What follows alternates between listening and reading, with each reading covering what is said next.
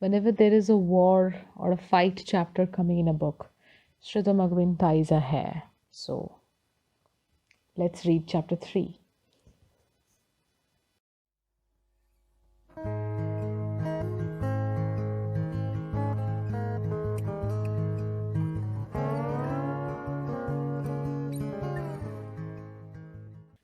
In chapter 3, we meet Queen Kaushalya once again, and she is frail and worn out, and she is of about 40, and she has permanent grey hair.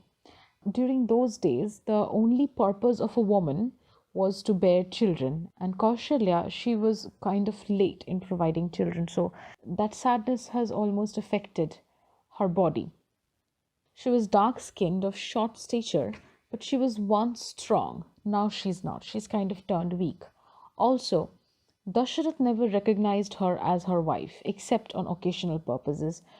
During occasions or pujas or ceremonies, yes, Queen Kaushalya is Dasharath's first wife. But then, other than that, in real time, he never cared for her, and that kind of ate her away.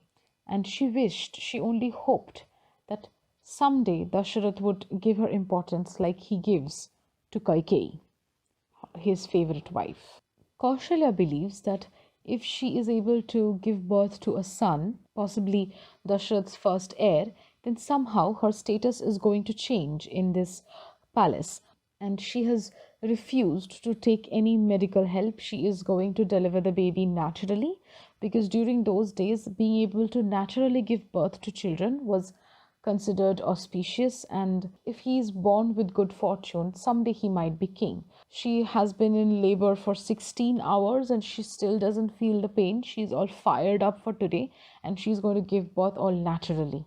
Now, the royal astrologer has warned that if the baby is born after midday, he is going to suffer a lot of hardships throughout his life.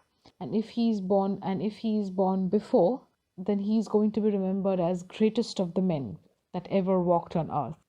Nilanjana, Kaushalya's private doctor, she has set this prahar lamp, and 3 hours are left. She has to make the delivery before noon. And here Kaushalya, she has decided that she is going to name her child on the sixth Vishnu, that is Parshuram. Parshu means axe, and his actual name was Ram. So she has decided that she's going to name her son Ram, even though she doesn't know that it is a son, it can be a daughter. While Kaushalya is getting ready to deliver her first child, Dasharath is getting battle ready to go face to face against Ravan. Now, Dasharath has arranged his army in a Suchi Vyuha or a needle formation. Kuber has arranged thorns all around the Karachapa fort. Only a needle formation can enter. Dasharath and his army could have cleared those bushes and entered in a normal way, but that would take weeks. So Dasharath has decided to attack from that only single open side, the beach of Karachapa. Now, the beach was not that huge to be able to take in a whole army, so the Suchi Vyuha was perfect, and the best troops along with the king would be at the front, and they are going to attack in a roll-in formation. The front troops are going to attack, and then 20 minutes later they are going to slip back, and the back army would go in front to attack again. Now, Ashwapati was having second thoughts because Dasharath was not using the full-fledged force of his huge army. But Dasharath was very confident. Now, while all this was going on the left-hand side of the beach, there were these huge ships of Kuber. And Ashwapati was thinking that what role did these ships play in the battle? And Dasharath was confident that it is nothing. Now, the weirdest part is Kuber's army was being led by Ravan, and they had this strategic position of their fort. Like, if you're inside the fort, you're safe. But Ravan has completely abandoned his fort and he is outside on the battlefield with his entire army, ready to attack Dasharath. And Ashwapati is kind of wondering that why has he done that? Dasharath is like, because he is an idiot. And Ravan's army was so close to the fort that even if Dasharath would try to attack, they would have no place to retreat back. Why would Ravan take such a decision? There was this huge contrast between the two armies. Dashrath's army, they were screaming. On the other hand, Ravan's army was quiet, disciplined. They were maintaining that soldierly, disciplined attitude. All of a sudden, Ashwapati realized that Ravan's army was actually bait. And if you are a fish running to attack a bait, it kind of does not end well. And this gave Ashwapati a chill down his spine. So the very next moment, the battle begins. Dasharath, on his horseback, rushes towards Ravan's army, and he can see Ravan, and his anger is boiling up. Dasharath screams his battle cry, Ayodhya ta Vijay Tara, and he starts moving towards Ravan. When Dashrath's army was getting close to Ravan's, and they were just 100 meters away, Ravan, who was standing on the front of his lines, he just turned his horse and went back. And this enraged Dashrath even more. And Dashrath just increased the speed of his horse with an intention to just mow down the front lines and reach Ravan as early as possible. And this is what exactly Ravan anticipated. Ravan knew he would do that. And at that very moment, the front line of Ravan's army dropped their swords and in that place picked up spears unimaginably long, so long that it took two people to hold those spears. Now, Dasharath's army was not ready for those spears and they got attacked. Most of them were already down. Dasharath, before even getting hold of what was happening, Ravan's army brought in archers.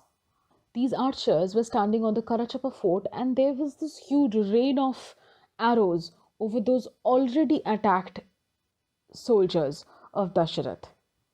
Dasharath's army men were trying to stand back and get into hand-to-hand battle with the Lankan soldiers, but the Lankan swordsmen were good, so were the archers, and everything was going haywire after that.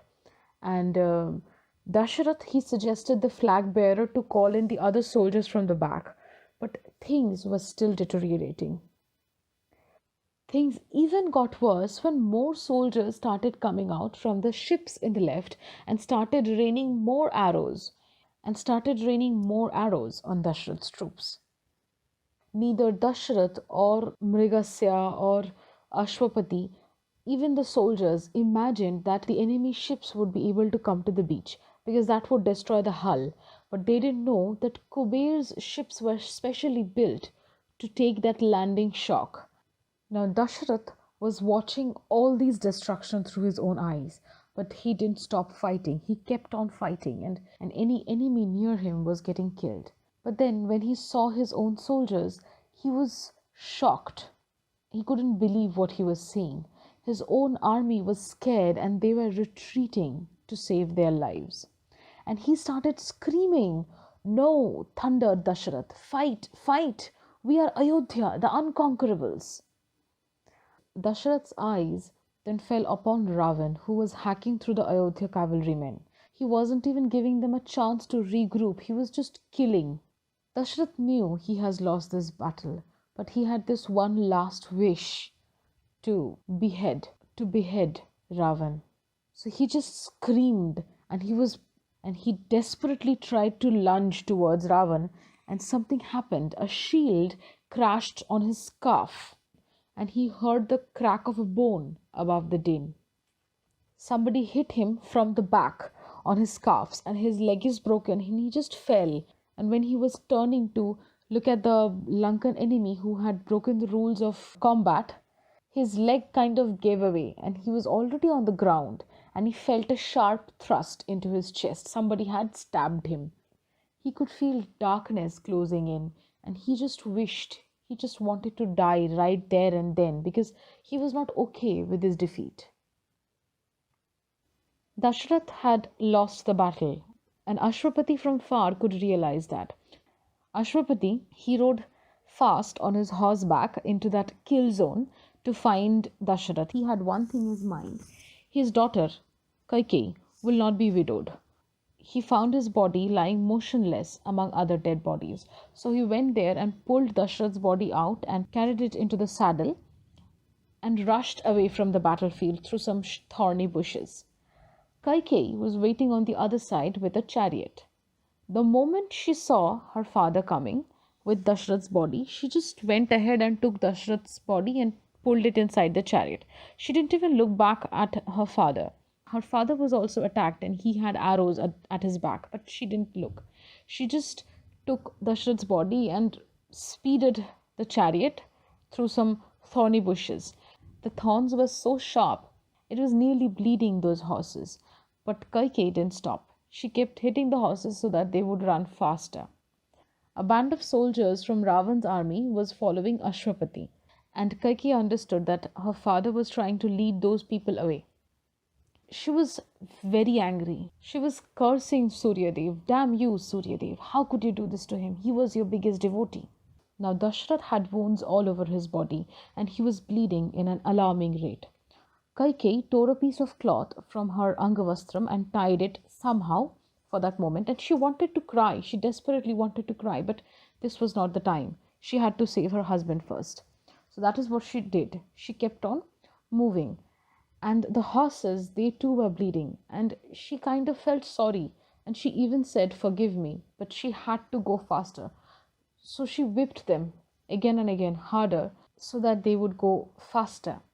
All of a sudden, an arrow whizzed past her right side, and she turned to see that one of the cavalrymen of Ravan had broken off from the team to follow Dasharath. So she shifted herself to use her body as a shield against Dasharath. She had this idea that no soldier would attack an unarmed woman. But that idea was absolutely wrong. An arrow just came and slammed to her back with a vicious speed, and she screamed out of pain. But she had no time to cry, and she just screamed, "Move," to the horses so that they won't stop. Just that very moment, another arrow whizzed past the ear. This time, it didn't touch anything. She was ready. She was prepared. A third arrow came and it hit her right hand and just cleanly cut off her forefinger. And it just bounced away. The forefinger was gone. But she had to keep herself up. She didn't cry. It was paining, but she chose not to cry. She had to move. So she started screaming at the horses, "Move, your emperor's life is at stake." And Kaikeyi was absolutely ready for more hits. She knew more arrows were coming and she didn't know where was the arrow going to hit. So she was just ready. She heard the sound of another arrow and she just fixated her body for another attack. But this time she heard a scream from the back, from the cavalrymen following them. It was her father who had shot an arrow right through the eye of that cavalryman. A flurry of arrows came towards him and he was just overthrown from the horse he was riding and he was dead. But Kaikeyi didn't stop to look what happened to that man who was trying to attack her. She had to save Dashrath. While all the war was happening, on the other side, Kaushalya had given birth to a baby. But the saddest part was the baby wasn't breathing. And Nilanjana, the doctor, she was scared. She was continuously rubbing the back of the baby so that it would breathe. Kaushalya, she was tired and weakened after giving birth, but she still raised her head and asked, "What happened?" Nilanjana asked her assistants to put her to rest, but she was not going to give in. Kaushalya once again asked, "What happened? Give him to me." Nilanjana was skeptical because she was already tired. But Kaushalya insisted, "Give the baby to me." And the moment Nilanjana gave the baby boy to Kaushalya, somehow that baby breathed. Kaushalya, with lots of love in her voice, called him for the first time, Ram. The baby started moving, suckling, and she just held the baby in her bosom. Nilanjana was severely happy to that beautiful view, but she didn't forget her duty. She still needed to record the time. So she looked at the corner of the room to check the Prahar lamp, and she was shocked. It was exactly midday. Later, by the end of the day, Nilanjana met the royal astrologer to talk about Ram's future. And he asked the astrologer that, "What does this mean? You said that if the boy was born before midday, he would be happy and he would be remembered as one of the greatest in history. And if he is born after midday, his life would be filled with suffering. but he was born at midday. And the astrologer kept asking, "Are you sure? He was born at midday, not even a minute before or after." And she said that she was sure. So the astrologer, he became quite contemplative about what he was going to say. And lastly, he said that he doesn't know. He doesn't know how Ram's future would be. So Nilanjana thought a little about it and she knew what needed to be done. The recording of the birth completely depended on Nilanjana herself, and nobody would ever come to know what she writes. So she decided that she would write Ram was born 1 minute before midday. She then asked the astrologer never to disclose the true timing of Ram's birth. This astrologer was from Kaushalya's kingdom, so he would be loyal to whatever the truth was. So we are already in chapter 4, and 6 years have passed after that massacre of a war, and everything has changed so far. Ayodhya still stands as the impregnable city. Dasharath is still the king. However, he has become weaker and poorer. The entire Sapta Sindhu is facing an economic crisis, while on the other side, Lanka is soaring with money. The Lankan traders have reduced their commission completely to the 10th. The Ayodhyan market is kind of failing to make profit. So things has completely changed these past 6 years. So early in the morning, we see Rajguru Maharishi Vashisht coming towards Ayodhya, and he kind of sees everything around, and things have changed. The buildings, the grand canal that encircles Ayodhya is decaying. While 6 years ago all these portrayed wealth, today each building has started to decay because not much money is left to keep the city effective. This grand canal we are talking about, this was built centuries ago, and this has quite many purposes to play. Firstly, it protected the city from floods. Secondly, it has military purpose. The canal was the size of a river, a huge river. So even if an enemy decide to come inside the city to attack, they would have to cross the river first, and that would make them prone to attacks. Thus, it played that purpose. Also, it has some religious purposes as well. The inhabitants believed that this canal symbolizes the sea of nothingness, the sea from which life was born, or it is called Ekam. That is just belief. However, physically, it protected the city from floods and enemy attacks. This grand canal also is the reason why Dasharath became a Chakravarti Samrat. A few years back, before even Ravan and all these things existed, this grand canal, the waters of it were channeled thoroughly inside the city so that more and more water could be available for agriculture. Thus, more agriculture means more food means more people could come and stay in Ayodhya. Dasharath could maintain a huge standing army. This standing army conquered more places and added to the Raghukul, thus making Dasharath the Chakravarti Samrat. And those were the days when Ayodhya flourished. Money started pouring in, there was a lot of success in each war, and all these money, this extra amount of money the king earned, he spent it all on temples and growing this entire city and making this a beautiful space. Each corner of Ayodhya was painted, each temple was so beautiful, it was a vision of awe. All the walls had paintings of Lord Indra, stories of ancestors to the first noble Ikshvaku. There was also sun representing the Suryavanshi clan of the Ayodhyans. All this beauty was what it used to be until Ravan came in, destroyed them in a battle, and changed everything that existed.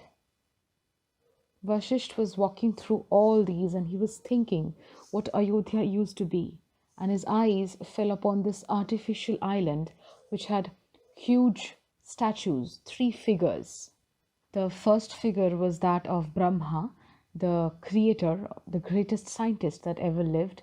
He has been credited for all the inventions that had ever been made since the Vedic age.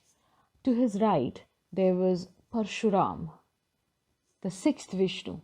Every time when social conditions become evil and people needs to be resurrected, a Vishnu arrives to take their hand and walk them from evil to good.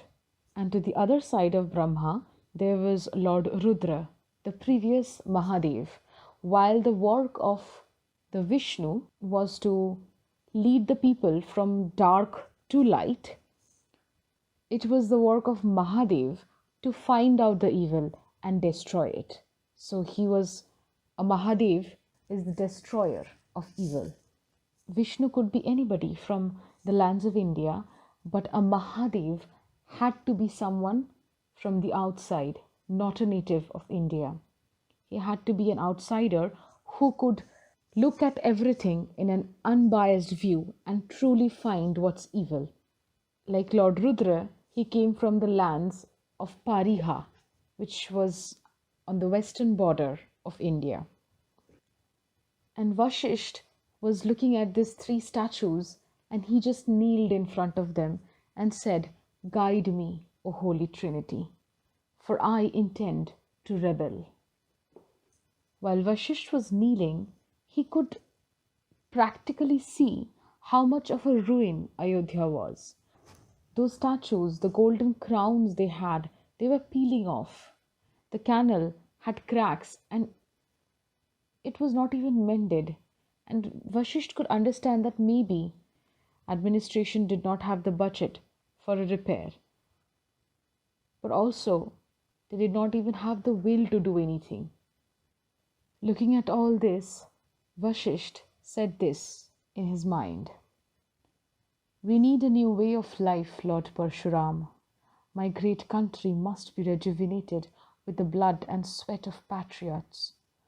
What I want is revolutionary, and patriots are often called traitors by the very people they choose to serve, till history passes the final judgment." Then he picks up some mud from that canal and applies it on his forehead, and then he says, "This soil is worth more than my life to me.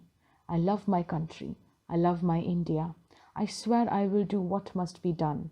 Give me courage, my lord." While Vashisht was doing this, to his right were a group of people wearing blue robes, the color of divinity, and chanting Ram, Ram, Ram, the name of the sixth Vishnu. Apart from losing wealth and the will to live, they also had lost the touch of faith. And that was the only leftover faith they had, chanting the name of the sixth Vishnu, Ram. And to this, Vashisht thought, yes, this is a sign. Speak the name of Ram, and this is the sign he needed. Vashisht had so much faith in the name of the sixth Vishnu, Ram, that all his hopes are now relying upon this 6-year-old eldest son of Dashrath, Ram. Vashisht also insisted Kaushalya to change his name Ram and keep it Ramchandra, because Kaushalya's parents, the king of Kosala, was a Chandravanshi.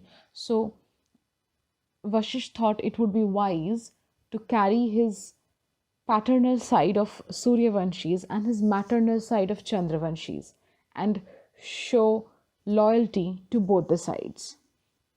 Vashisht believed names played a vital role in a child's life.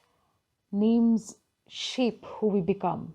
Names shape our aspirations. So naming this child after the sixth Vishnu, Parshuram, means setting higher hopes for his future. There was another child Vashisht had high hopes on, Bharat, the second eldest son of Dashrath and Kaikeyi's son. Now Kaikeyi was an ambitious woman. When Dashrath was fighting against Ravan 6 years ago, Kaikeyi was pregnant carrying a child, and that was Bharat.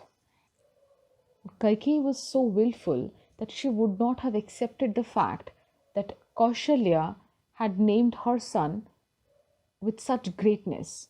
So she didn't stop. She named her son Bharat after the great Chandravanshi ruler, Bharat, who ruled millennia ago.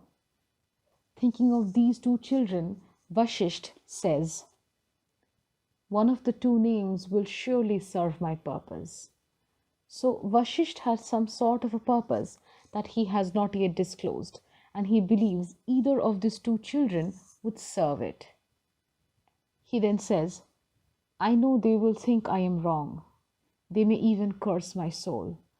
But you were the one who had said, my lord, that a leader must love his country more than he loves his own soul." This is what Vashisht says, looking at the statue of the sixth Vishnu, Lord Parshuram. So he reached for his scabbard, and he was wearing a white angavastram and white dhoti, the color of purity, and taking out the knife, he raised it high and said aloud the name inscribed on the hilt, Parshuram. And then he went to the forefinger of the other hand and pricked it, drawing a little blood. He then took that finger and washed the blood into the canal water, saying, "By this blood oath I swear on all my knowledge, I will make my rebellion succeed, or I will die trying." He took one last look at Lord Parshuram, bowed and did a namaste and said, "Jai Parshuram, glory to Parshuram." So that was it for chapter 4. Keep following to know what happens next. We'll meet you at the next vlog.